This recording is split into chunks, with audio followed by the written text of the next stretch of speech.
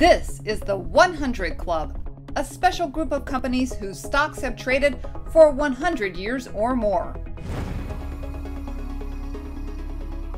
Manitowoc is a 110-year-old company, so what does it take for a company to be able to recognize change in the market and adjust to it? Well, I'm here with the CEO, Glenn Tellock. So the company obviously has a long history, but it hasn't always been the same company. So how have you adjusted to the changing market? I think you go back to the history. You look in the Depression areas of the 20s.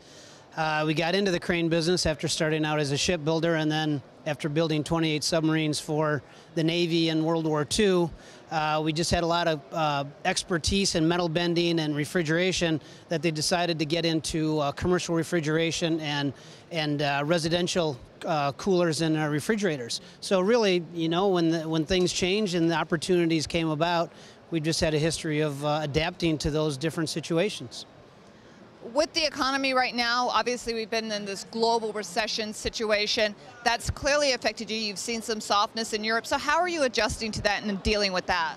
I think what we have to do is, the two areas, there's China and Europe, have been probably the slow points for us this year.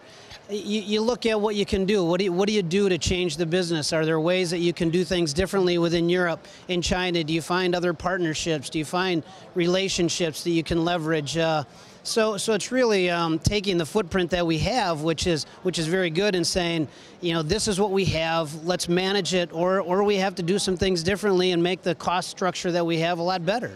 Tellock said the company has already been affected by the nervousness around the fiscal cliff. The fiscal cliff has already impacted the crane business, where people have said, hey, the uncertainty makes me nervous, so I'm not going to do a lot. I'll do what I have to do. I don't think the consumer yet has found out what it might do to them on the food service side of the business as they maybe take money out of the pocketbook come January 1 or the first paycheck you get.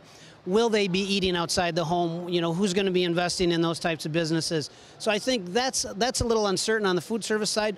We're preparing for this to get done. Our assumption for 2013 is it does get done. If not, yeah, I think everybody's got contingency plans on what you would do.